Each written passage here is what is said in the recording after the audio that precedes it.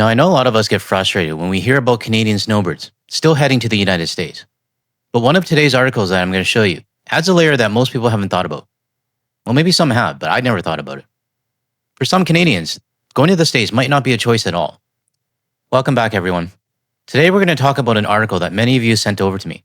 It's a CBC article that talks about Canadian snowbirds, but from a different angle that I've never reported before. I also was sent another article, and it's not just Canadians who are worried about traveling to the US and being pulled into secondary or detained by CBP.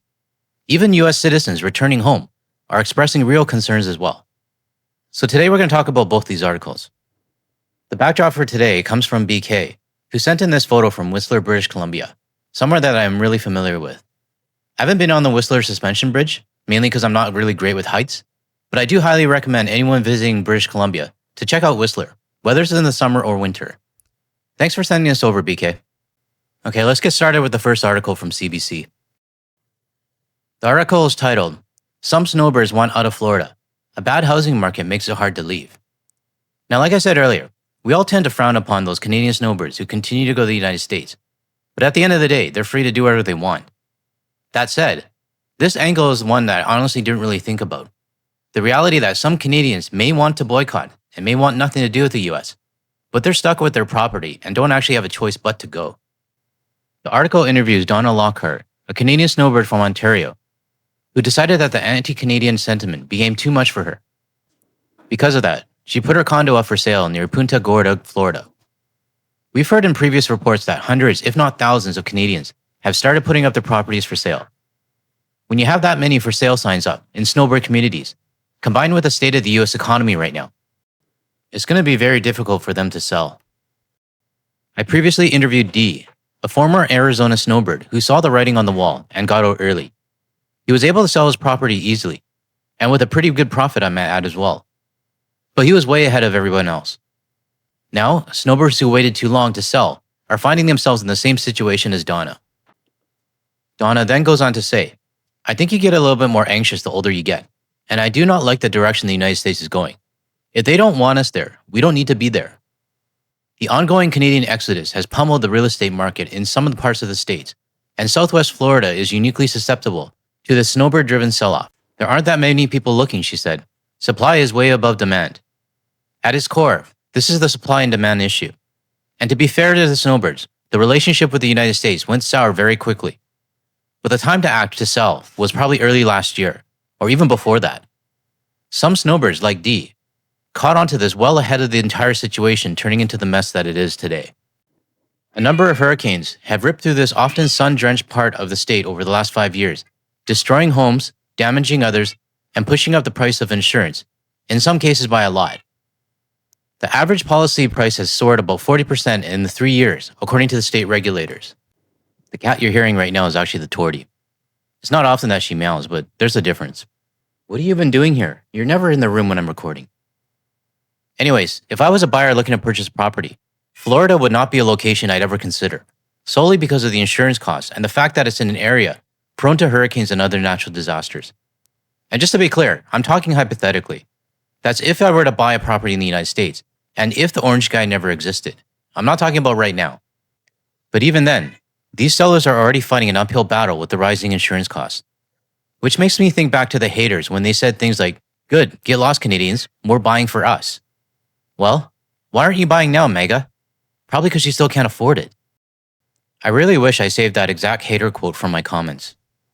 The article then goes on to say, in Lockhart's neighborhood, nestled along the Charlotte Harbor, more than 100 units are on the market. That means nearly 10% of all homes in the picturesque boating community are for sale, well above the average turnover rate. A similar unit to hers in the same building has been listed since last April. You know what this reminds me of?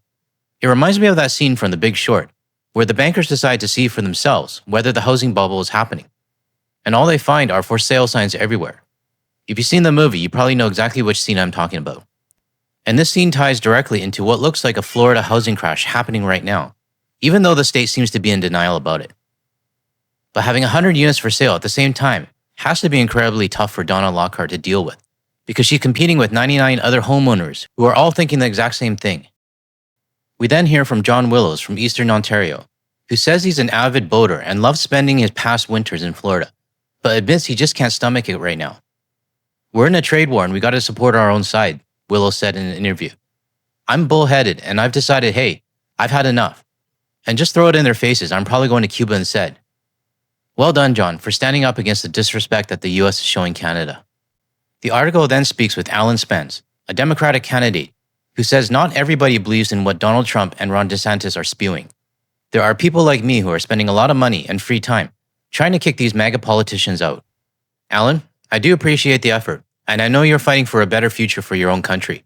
But if I was a snowbird, and this is just my opinion, that still wouldn't stop me from selling my property and getting the hell out while you guys work through the issues in your own country. The article then goes on to say that Canadians pay an estimated $600 million annually in property taxes alone, according to the Canadian Consulate in Miami. Restaurants, small businesses, and the workers they employ in tourist towns up and down the Gulf Coast are suffering from the absence of Canadians. The Canadian boycott is absolutely affecting us. It's hurting us financially because the people from Canada who come here stay for weeks or even months. Now what we're seeing is a larger share of the tax burden being pushed from tourists onto residents. Unfortunately, this is what your state voted for. You personally might not have, Alan, but your state and your country did. And now that Canadians are no longer showing up and residents are being forced to shoulder the tax burden, I do feel for people like you, Alan, who did not vote for the orange guy. But for the rest of your citizens who did, this tax burden is what they voted for. Alan then says, it's unfortunate. We do have a shared history. We were allies in both wars. We're basically cousins, and I wish we treated our family with a little bit more respect. Well, we were cousins, but were we cousins in a two-way friendship? Or were we the cousins with money who always were reliable and showed up on time? That's the question I want everyone to think about. Going back to Donna Lockhart, she told reporters that she's probably going to ride it out and sell in 2027, hoping that prices will rebound. Since she's still on the hook for fees, she decided to continue living in the condo in Florida. But here's the part that really caught my attention. She said that she's experienced small acts of antagonism for being Canadian. This exists whether we like it or not. And unlike that snowbird Joan that I critiqued a few videos ago, who said, oh, everyone is apologizing to Canadians, everything's so great. She was clearly living in her own bubble. And not everyone wants Canadians there. So I guess my takeaway from this article is this. Even though I have been hard on snowbirds who continue to go to the US, some people like Donna may genuinely have no choice but to go. That said, I don't honestly know if waiting till 2027 will end up being a better time to sell compared to now. Now moving on, an article from USA Today shows that it's not just Canadians and international tourists who are worried about going to the United States, but even US citizens are concerned what's going on with CBP. I'm not going to go through this article as much detail as I did with the previous one, but it interviews Kaylin Rivera, a US and Colombian dual citizen, who was on a routine trip home and ended up being pulled into secondary for questioning. These are stories that we, as Canadians, are already used to hearing. I've even interviewed people who were detained in secondary for hours. But this really shows that no matter who you are, whether you're a foreigner or a US citizen, CBP doesn't care.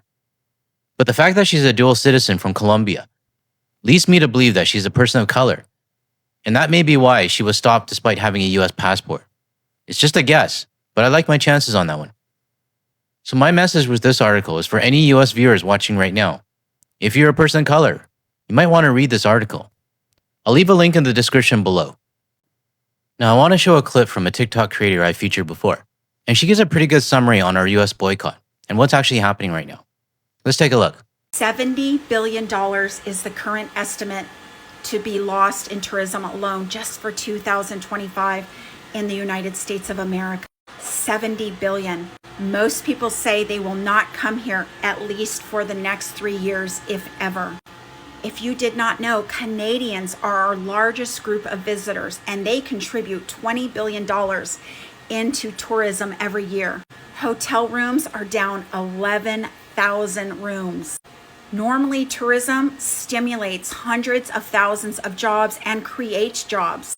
Tourist cities such as Las Vegas, New York, Florida, California, and other places such as national parks, small towns, are hurting desperately because of the tourism crisis. Some of it is a boycott, and some of it is because consumers are not spending for 9 straight months. Hi, my name's Christina. I have a master's degree in business.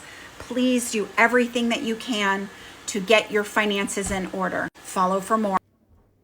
I wanted to show this because I know there are US citizens who understand the true impact of what their orange president is doing to their country. They speak the truth, unlike much of what we see from their media. But I'm genuinely curious what the real tourism loss for 2025 is going to be for the US. Is it the 70 billion that she mentioned? I honestly don't know. We already know that certain states and parts of the media are going to downplay the numbers. My guess is that we'll never know the true amount that the United States has lost from tourism. But what we can do is keep listening to the right people during the media reports, the small business owners that are struggling, the shops with no customers, the tourism executives who are still offering promos and discounts. As long as we keep hearing those voices begging, we know that our efforts are having an impact and continue to work. Now, I wanted to close off this video with a clip from the Rick Mercer stand-up show. But if I do, I'm going to get a copyright strike. So instead, the link is in the description below. Rick does a very good job describing our former best friend. And if you haven't seen it yet, it'll definitely give you a good laugh. That's all I have for today's video. If you found any value in anything I said today, help out my channel by hitting the like and subscribe button below. Thanks everyone for watching, and I'll see you in the next one.